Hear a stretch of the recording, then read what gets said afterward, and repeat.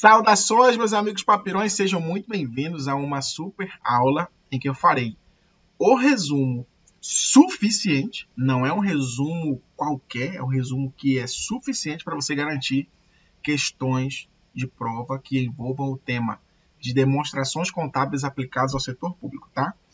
A gente vai trabalhar o tema de contabilidade aplicada ao setor público e a gente vai dominar demonstrações contábeis aplicadas ao setor público.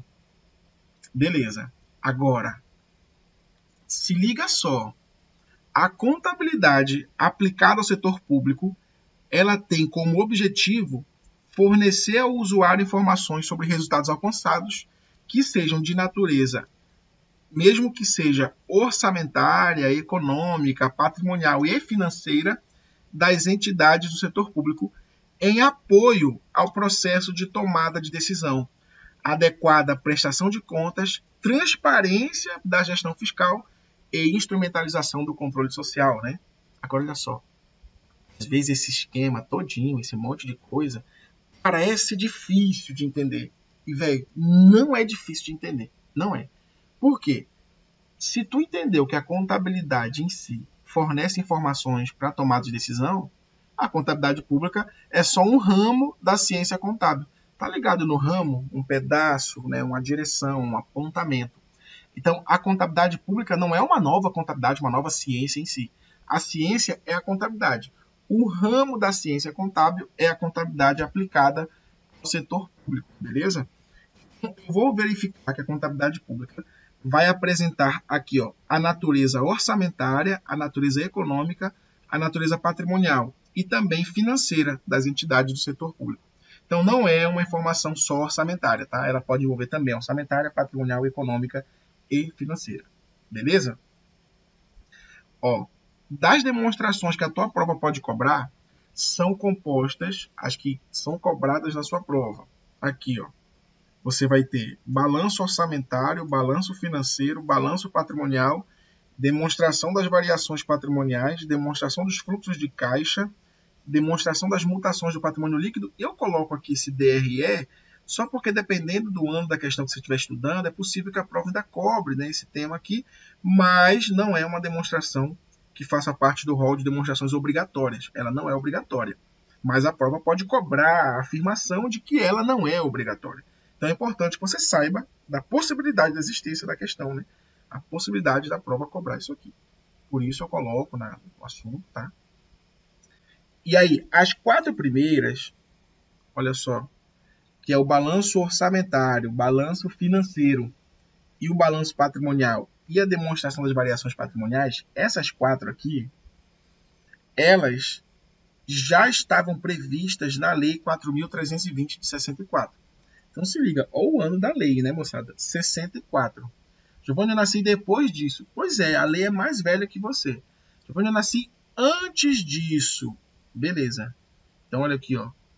Se você tá ligado que essa lei, ela já é uma lei que sofreu diversas alterações, a lei mais importante da contabilidade, ela é a 6404 de 76. Mas na contabilidade pública, falando de finanças públicas, é muito mais cobrada a lei 4.320, porque ela é a lei de finanças públicas, e o manual de contabilidade aplicado ao setor público também. Então, assim, é uma leitura que vai depender muito da finalidade da sua prova. Vai fazer o exame CFC, não precisa fazer a leitura do MCASP todo. Tu vai fazer um concurso público na vaga de alto nível, né, com a remuneração alta. Pô, tu vai fazer desse nível, aí já é importante que você garanta uma pontuação legal, né? E aí, para você garantir uma pontuação legal, você tem que dominar um pouco mais, você tem que ter mais repertório, tá?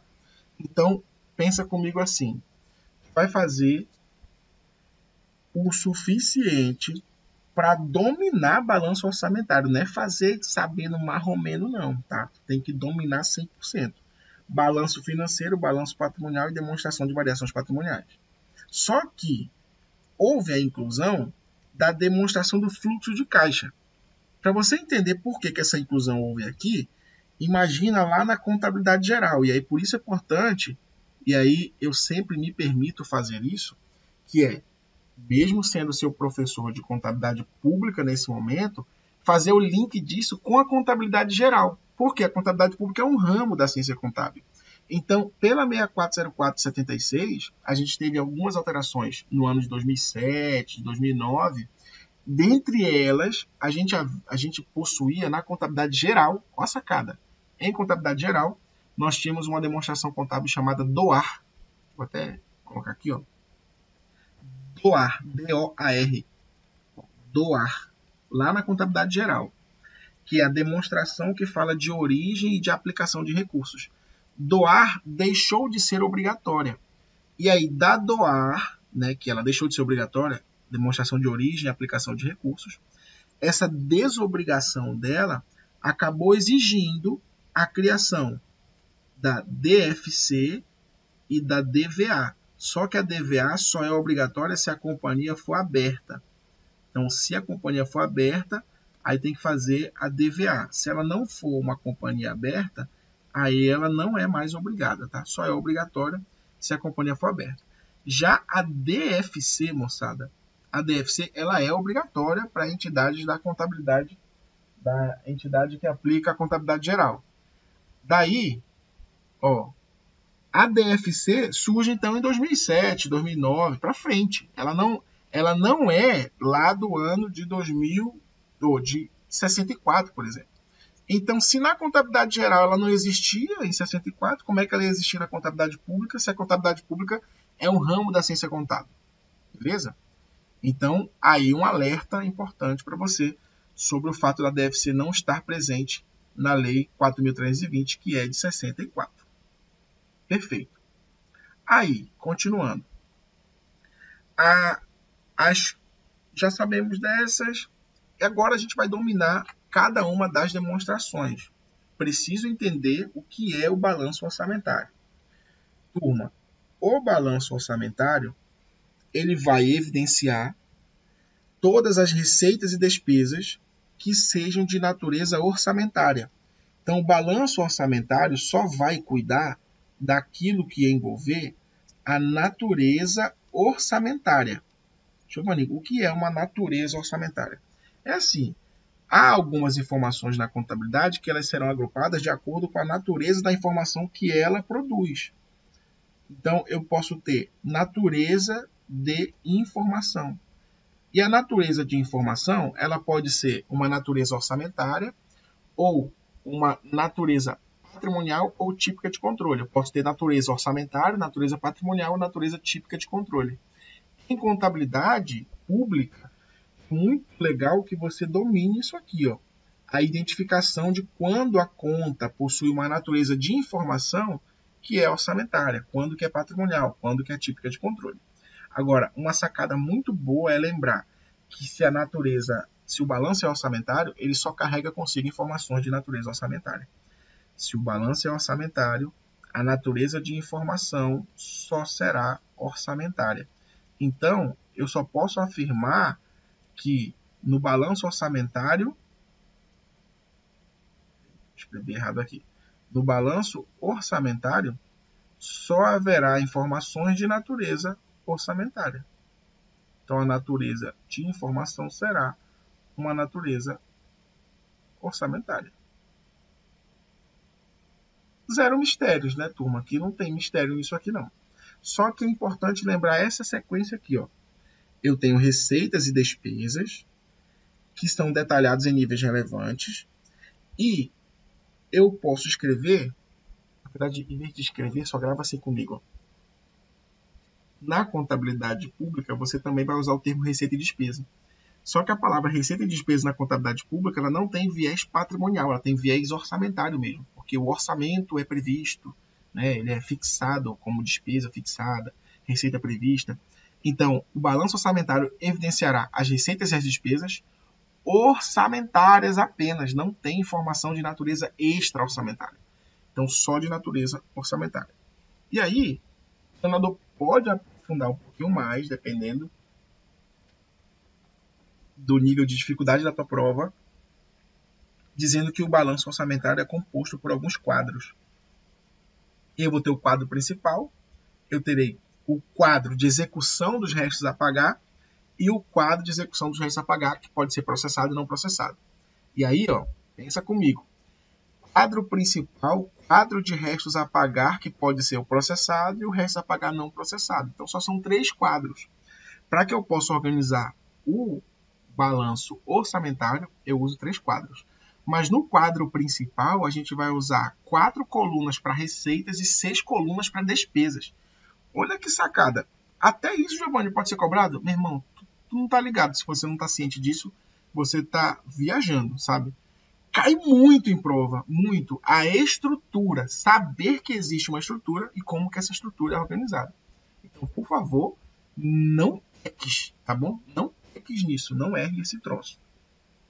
Ok, aí eu tenho o quadro de restos a pagar não processado e o restos a pagar processado. Giovanni, mas eu não sei o que são restos a pagar, eu tô por fora, velho, eu não sei o que são restos a pagar. Ok, então tu faz assim, se tu não sabe o que são restos a pagar, pensa.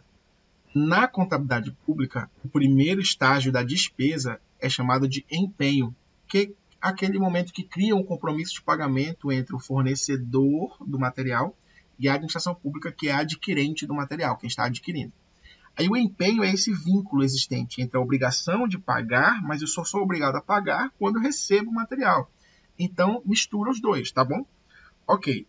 Uma vez que o artigo 34 da Lei 4.320 de 64 ela afirma assim, ó, que pertence ao exercício financeiro em que as receitas foram arrecadadas e as despesas empenhadas. A receita e a despesa pertencem ao exercício financeiro em que ela foi recebida, se ela for uma receita, e empenhada, se ela for uma despesa. Qual é o primeiro estágio de uma despesa? O empenho. O primeiro estágio de execução da despesa é o empenho. Enquanto o empenho... Giovanni, mas não sei nem o que é isso. Tá, só grava a palavra então. Porque para a despesa acontecer, primeiro ela é fixada numa lei orçamentária, fixação. Depois da fixação, ela passa para a fase do empenho. Depois de empenhada, essa despesa passa pela fase de liquidação. E depois de liquidada, ela vai para o pagamento. Eu não posso pagar sem ter empenhado antes. Não faz sentido. Eu não posso pagar sem ter liquidado antes. O empenho é o compromisso, a liquidação é a confirmação do recebimento e o pagamento seria a fase derradeira, né? A fase que encerra aquela determinada despesa. Já a receita, eu começo a receita, né? A receita a gente começa fazendo a previsão, que a despesa você fixa um teto, né? Mas a receita você prevê, é uma previsão. A receita é prevista, depois ela é lançada, é o lançamento da receita. Então, previsão, lançamento, depois a arrecadação, que é quando o recurso é arrecadado pela entidade pública, e por último o recolhimento, que é quando o recurso é recolhido ao cofre do tesouro, né, deixar disponível na conta única do tesouro. Beleza. Tu entendeu essa parada toda. Por que eu estruturei isso? Para você comparar as fases da receita com as fases da despesa e também para entender o que é restos a pagar. Restos a pagar está vinculado às despesas públicas. Uma despesa que foi empenhada naquele X ano, no ano 1, né, ano X1, e não foi paga no ano X1, ela vai para o ano X2, porque não foi paga ainda. E o nome disso são restos a pagar. Só que só existem restos a pagar quando um ano acaba e aquela despesa que foi empenhada no ano X1 não foi paga no ano X1. Então você está devendo para pagar. Por isso, restos a pagar em X2. Do you understand me? Yes or no? Que agora a aula está internacional por completo, né? Beleza? Então, na tela aqui agora, ó, na tela, você estrutura que temos um quadro principal, depois um quadro de execução para acompanhar a execução de restos a pagar processados e o quadro de restos a pagar não processados. Ok. Daí, continuando. Sua estrutura, como balanço orçamentário, é composta de 4 colunas para receitas e 6 colunas para as despesas. Mas não é muito detalhe não isso aí? Olha, esse detalhe pode fazer uma grande diferença na sua prova, tá? Então, 4 colunas para receitas e 6 colunas para as despesas. Beleza? Aí, o que a gente pode fazer aqui, então, para entender melhor? Estrutura da seguinte forma. A receita passa pela fase da previsão. Primeiro ela é prevista. Enquanto a despesa ela é fixada. Então, uma despesa passa pela fase da fixação e a receita pela fase da previsão. Já a receita e a despesa, elas passam por um momento de atualização. Isso aqui pode acontecer atualização, por exemplo, quando ocorre um excesso de arrecadação, quando você arrecada mais do que você esperava arrecadar. Você pode ter também uma insuficiência na arrecadação, quando você arrecada menos do que gostaria. Mas o fato é que existe a possibilidade de atualizar essa previsão. Existe a possibilidade de atualizar essa previsão. E aí, quando você atualiza, deixa de ser relevante a informação anterior. Então, na verdade, é importante lembrar que eu tenho a previsão atualizada e aquilo que realmente foi realizado. E, por último, o saldo. Aqui, a gente está falando de receita. Receita, se falarmos de receita, nós teremos... Se estivermos falando de receita, nós teremos 4 colunas. E se estivermos falando de despesas, aí as despesas vão até a coluna número 6 aqui, ó. Até despesa liquidada e despesa paga. Ok. E aí, como é que ficaria então para a despesa? Dotação inicial, dotação atualizada, despesa empenhada, despesa liquidada e despesa paga. E por último, o saldo. Perfeito. Olha na minha cara aqui rapidinho. Quantas são as colunas da receita? 4. E da despesa, 6. Porque a receita ela é prevista e essa previsão pode ser atualizada. Então, receita prevista, né? Previsão inicial, depois previsão atualizada. Começa aí. Coluna 1, previsão inicial. Coluna 2, previsão atualizada. Aí depois você vai ter a receita que foi arrecadada propriamente dita. E a tua comparação é saber isso. Esquece a previsão inicial quando você tem a previsão atualizada. Agora, o segundo quadro, né? Já vimos a estrutura. Vamos ver então agora um segundo quadro aqui, que é as informações que podem ser extraídas, né? Você pode retirar essas informações direto do balanço. Então, as informações extraídas do balanço orçamentário. O que pode ser extraído de lá? Pensa comigo. Uma vez que você tem a receita, ó, você tem a receita que foi prevista e a receita que foi realizada, você pode comparar uma informação com a outra. Ó, se eu previa receber 10 mil e eu recebi 20 mil, uma informação importante, ou não é?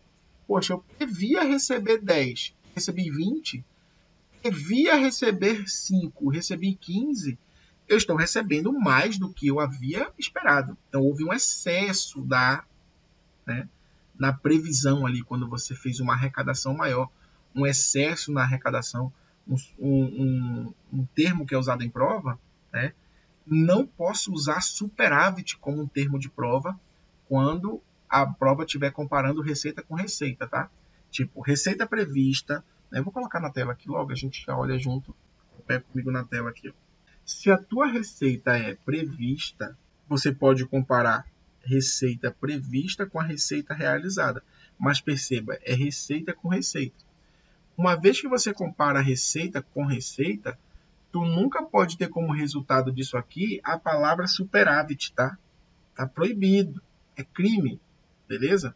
Não pode colocar isso não com essa forma, tipo, dizendo que a receita contra a receita, né? Tipo, se eu fizer uma comparação receita com receita, o resultado não pode ser superávit. Por quê? Só existe superávit ou só existe déficit ou superávit quando a comparação é feita entre uma receita e uma despesa. Aí sim eu posso ter o termo superávit e déficit. Se for só receita com receita e só despesa com despesa, eu estou proibido de fazer essa comparação e chamar de superávit ou de déficit, tá? Ok. Vai comigo aqui, ó. Se eu tenho uma receita prevista que ela é maior que a receita realizada, é porque houve uma insuficiência de arrecadação. tenta decorar não, tá? Só pensa assim. Tu fez uma previsão de 10. Só que 10 está maior do que o que tu realizou de verdade, o que tu arrecadou para valer. E aí o realizada, por exemplo, está 8. Então você previa 10, só arrecadou 8, houve uma insuficiência na tua previsão da arrecadação, né? Então essa insuficiência ocorre na previsão da arrecadação. Você previa algo, mas não conseguiu arrecadar o que estava prevendo. Agora, eu posso ter um outro cenário, que é quando a receita prevista está menor que a receita realizada. Então você previa arrecadar 8, mas acabou arrecadando 10.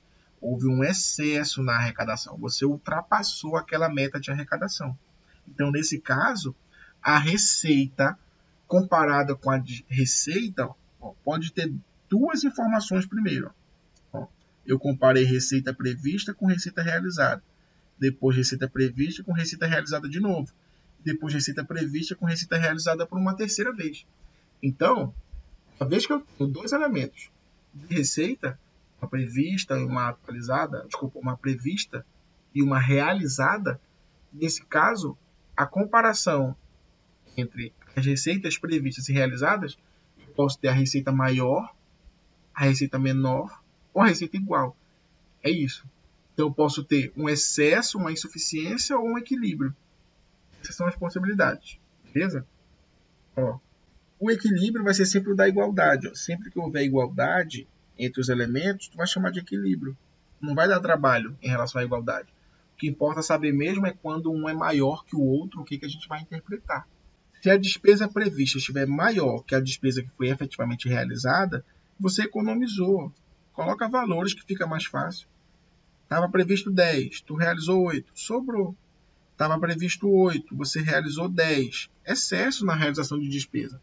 E aí o item estaria afrontando a própria legislação. Ok, agora se ficarem iguais, pronto, houve um equilíbrio lá. Aí, até o elemento 6, você estava proibido de chamar isso aqui de superávit ou de déficit. Tá? Proibido por completo. Então, a despesa comparou com a despesa. Se a despesa comparar com a despesa, tu não pode chamar isso aqui de superávit ou de déficit. Só pode existir superávit ou déficit quando a comparação é feita entre receitas e despesas. Ok, então vamos para o item 7 agora, na tela. O item 7 diz, a receita prevista comparada com a... é isso.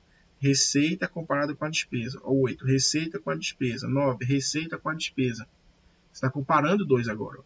Então, 10, receita contra despesa. 11, receita contra despesa. 12, receita contra despesa. 13, receita contra despesa. Aí sim, quando a receita é comparada à despesa, aí eu posso ter superávit, déficit, superávit, déficit, superávit, déficit. Só existe superávit e déficit quando houver uma comparação entre receitas e despesas. Beleza? O quadrinho está bem montado aqui e a gente vai aprendendo a partir do quadro. Show de bola? Mas olha só, nós temos o balanço financeiro, que é uma outra demonstração. Giovanni, peraí, cara, eu não aprendi nem o orçamentário ainda. Não, você já aprendeu sim. O balanço orçamentário é aquele que evidencia receitas e despesas de natureza orçamentária.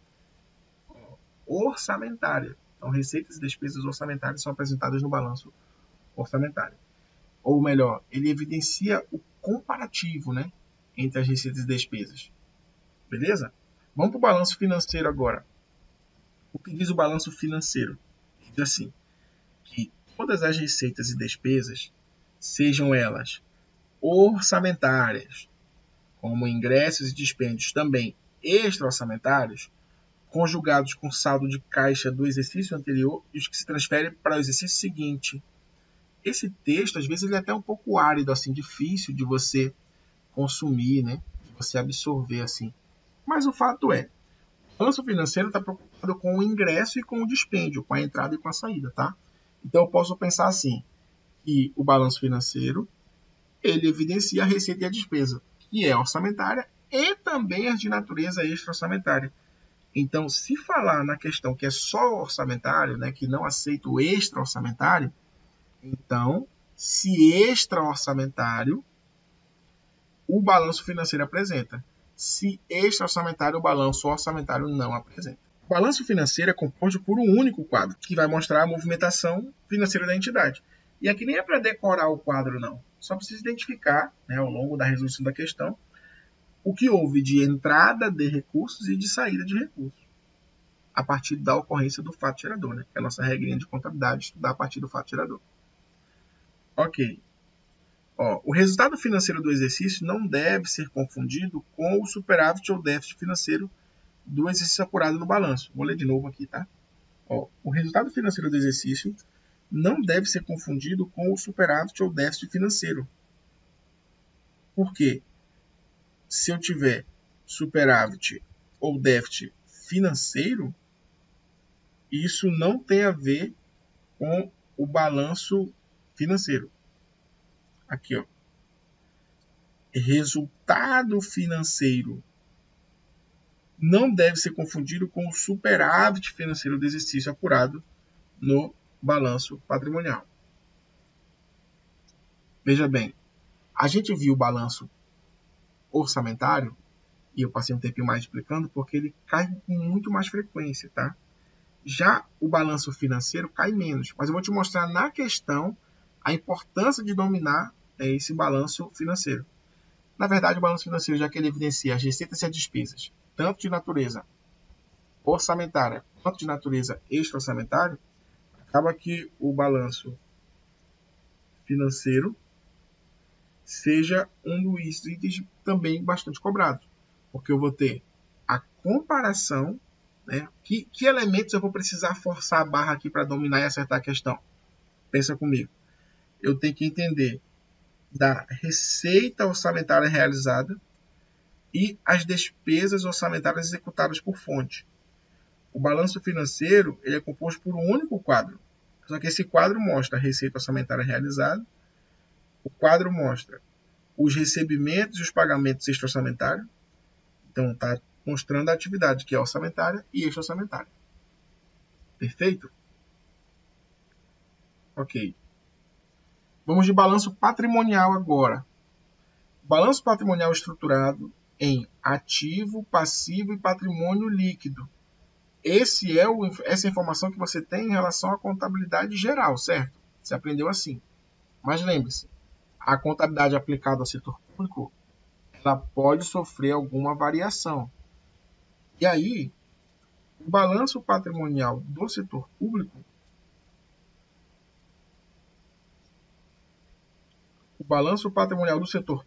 envolve as classes 1, 2 e 8 do plano de contas aplicado ao setor público. Lá no PCASP, plano de contas aplicado ao setor público, nós temos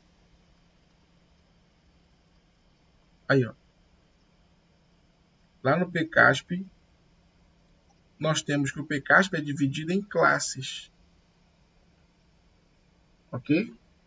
E aí, no PCASP, que está dividido em classes, eu posso ter até 8 classes. A classe 1 é a classe do ativo. A classe 2 é a classe do passivo e do PL. Classe 3 é a variação patrimonial diminutiva, enquanto a 4 é a variação patrimonial aumentativa. 5 é o controle de aprovação do planejamento e orçamento. Controle de aprovação do planejamento e orçamento. 6, o controle da execução do planejamento e orçamento. 7, controle de devedores. E 8, controle... 8... Ok. Aqui ficou então assim, classe 1 ativo, classe 2 passivo e PL, classe 3 variação patrimonial diminutiva, classe 4 variação patrimonial aumentativa, classe 5 controle da aprovação do planejamento e orçamento, classe 6 controle da execução do planejamento e orçamento, a classe 7 é o controle de devedores e a classe 8 o controle de credores. Essa estrutura. Aí, para que eu possa fazer um balanço patrimonial, eu vou precisar usar a classe 1, a classe 2 e a classe 8 do PCASP. Aí tem um detalhe, é que o balanço patrimonial do setor público, ele não se restringe a apenas O balanço patrimonial ele não se restringe ao ativo passivo IPL. Aqui ele faz uma diferenciação, né, de acordo com a Lei 4.320 de 64. O balanço patrimonial, as contas do ativo devem ser classificadas em ordem decrescente do grau de conversibilidade, ou seja, em ordem decrescente do grau de liquidez. E as contas do passivo em ordem decrescente do grau de exigibilidade. E aí você vai lembrar, o ativo financeiro, o ativo permanente, né? Então, eu posso ter no meu balanço patrimonial um ativo financeiro, aí eu posso ter um ativo financeiro ou um ativo permanente. Controle de credores é a última conta aqui. Controle de credores. Essa aula aqui não é uma aula de PECASP, tá? Ok. Qual é a diferença entre ativo financeiro e ativo permanente? E aí eu trouxe a diferença para você aqui, ó. O ativo financeiro compreende os créditos e valores que são realizáveis independentemente da autorização orçamentária e os valores numerados. Então, o fato é, ativo financeiro, você lembra disso, né? O ativo financeiro independe de autorização orçamentária. Aí, no caso, o ativo permanente compreende os bens, créditos e valores que dependa, aí ó, esse aqui ele depende de autorização legislativa. Então a diferença entre eles é absurda, né? A diferença entre eles é absurda demais. O ativo financeiro independe de natureza orçamentária. O ativo financeiro independe de autorização orçamentária. Então, ativo financeiro independe. Já o ativo permanente, né? Ativo permanente depende. Aí temos o passivo financeiro, passivo permanente e as contas de compensação. Só toma um cuidado muito grande na resolução das provas por conta dessa afirmação aqui, ó, entre o financeiro e o permanente, porque a banca fica brincando aí, trocando entre o resumo do que é o financeiro diz que é o permanente, aí o resumo do permanente diz que é o financeiro.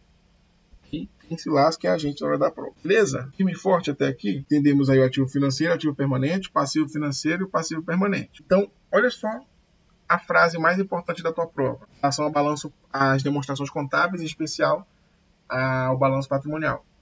Enquanto a contabilidade divide em ativo, passivo e PL, a contabilidade pública separa em ativo financeiro, ativo permanente, passivo financeiro, passivo permanente e o saldo, né, que vai ficar ali para fins de saldo patrimonial. Então, eu tenho ativo financeiro, ativo permanente, passivo financeiro, passivo permanente. O PL, que é o saldo patrimonial, e as contas de compensação. Aí fica a estrutura legal. Tudo aqui, ó, bem organizadinho para vocês. Perfeito? Agora, na estrutura do balanço patrimonial, nós temos o quadro principal, quadro dos ativos e passivos financeiros e permanentes, quadro das contas de compensação e controle e quadro do superávit e déficit financeiro.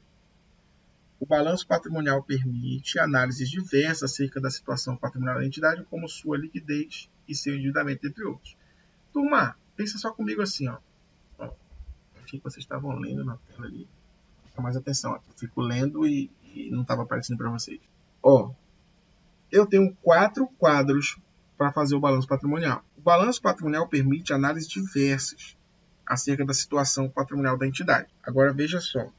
Dentre as demonstrações contábeis, a mais cobrada é o balanço patrimonial, sem dúvida. Sem dúvida disso, sem medo de ser feliz. O balanço patrimonial é o item mais cobrado. A demonstração das variações patrimoniais evidencia as variações quantitativas. O resultado patrimonial e as variações qualitativas decorrem da execução orçamentária. Agora, um detalhe. A gente vai mudar de demonstração, né? A gente vai começar a falar agora de demonstração de variações patrimoniais, beleza? Tá na tela aqui. Vai começar a falar demonstração de variações patrimoniais. E aí, eu queria que tu entendesse o seguinte. A demonstração das variações patrimoniais, ela vai existir a partir ou ainda que independentemente da execução orçamentária. E é esse detalhe que eu queria te dizer. Lembra que eu falei várias vezes isso para você já? Que não é a hora que você transfere o dinheiro para alguém, não é o pagamento que te deixa mais pobre, não é o recebimento que te deixa mais rico. porque o que importa é o regime de competência, que é aquele que reconhece a receita e a despesa a partir da ocorrência do fato gerador. Então, nesse caso especialmente, a demonstração das variações patrimoniais evidencia as variações quantitativas e qualitativas. O resultado patrimonial das variações qualitativas decorrentes da execução orçamentária. Demonstração das variações patrimoniais. O resultado do período é apurado na demonstração das variações patrimoniais pelo confronto entre variações patrimoniais quantitativas que sejam aumentativas e as que sejam diminutivas. Se você colocar uma variável qualitativa para disputar com uma quantitativa, ela vai ser engolida, né? Você vai perder. Agora, quando eu digo quantitativo aumentativo e o outro quantitativo diminutivo, beleza. O valor apurado passa a compor o saldo patrimonial do balanço. A demonstração da variação patrimonial poderá ser elaborada de acordo com um desses dois modelos.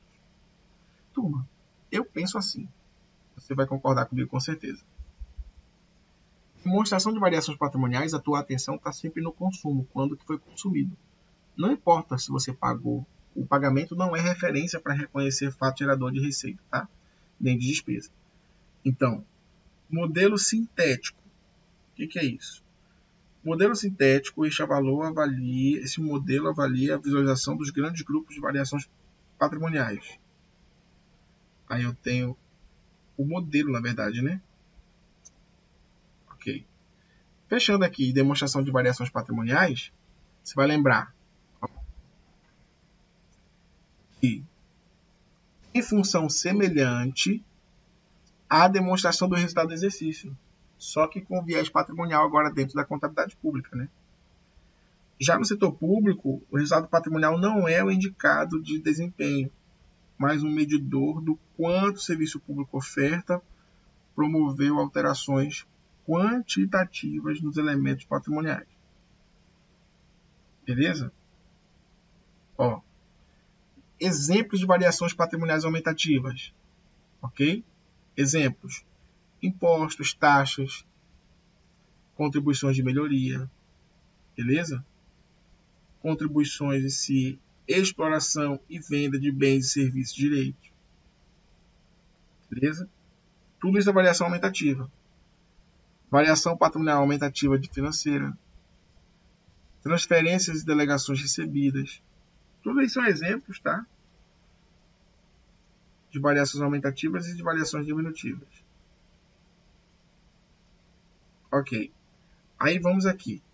Sobre a DFC. Eu passei demais. Pronto. Sobre a DFC, que você me falou com... desculpa. E a DFC, que o assunto aqui, ó, é uma demonstração mais recente comparada às outras, né? A DFC é bem mais recente comparada a todas as outras. A DFC permite ao usuário projetar cenários e fluxos futuros de caixa. Só que no final das contas, o que importa é você lembrar que a DFC divide as operações de financiamento e investimento aqui. É isso que importa. As atividades de operação, investimento e financiamento.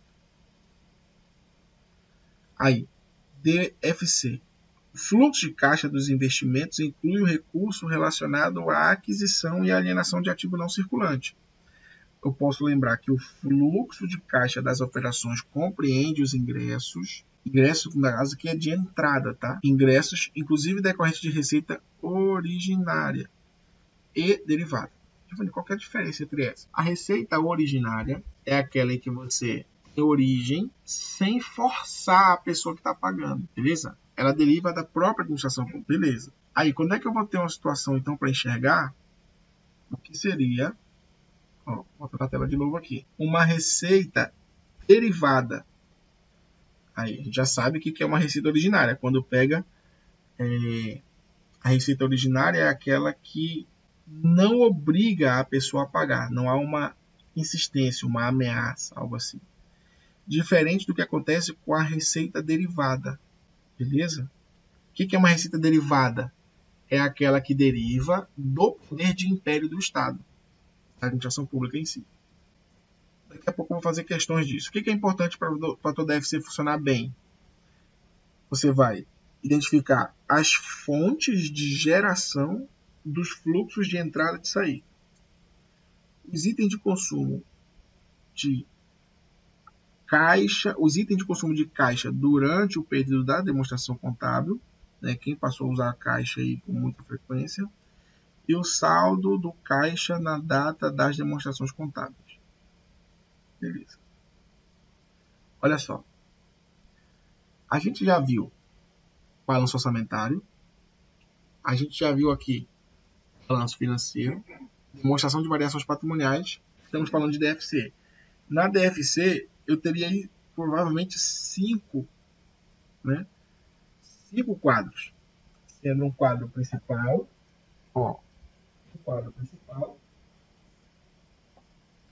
além do quadro principal, um quadro de receitas derivadas e originárias. Aí lembra, derivada é quando o Estado força você para que você pague. E originária é quando o Estado não força. Eu falei, mas espera aí, eu não consigo entender quando é que o Estado não força. Eu vou explicar melhor agora. Esse forçar e não forçar funciona assim, ó. Tu pode ver, tu já foi em alguma repartição pública que tem uma cantina? Aí aquela cantina normalmente é uma pessoa explorando uma atividade econômica. Então, nesse caso, ó, tu pensa assim, se eu tenho uma receita originária, ela tem origem no meu próprio patrimônio, da administração pública. E quando a receita é derivada, ela foi derivada da competência do Estado, que aí possui, para forçar você a pagar, né? Exigir ali uma contraprestação pecuniária. Beleza? Tudo esquematizado aqui para vocês. Ó, demonstração das mutações do patrimônio líquido, DMPL. A demonstração das mutações do patrimônio líquido, ó, na tela, diz que a DMPL evidenciará os ajustes de exercícios anteriores. Ah, que massa. É que a viagem fluir, né? A viagem está acontecendo e é quarto compartilhado. Aí tinha um cara roncando ali, eu fui dar uma bicuda nele. Mano, para de roncar na minha aula aí. Eu quero continuar minha aula. Bora, continua.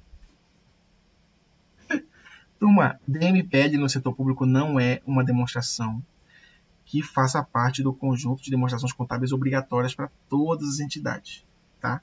Então, pega o bizu. O bizu aqui, ó. A DMPL só é obrigatória para empresas estatais dependentes. E a gente sabe que uma empresa estatal dependente é aquela que depende de recurso do Estado, né, para se manter. Depende de recurso da administração pública.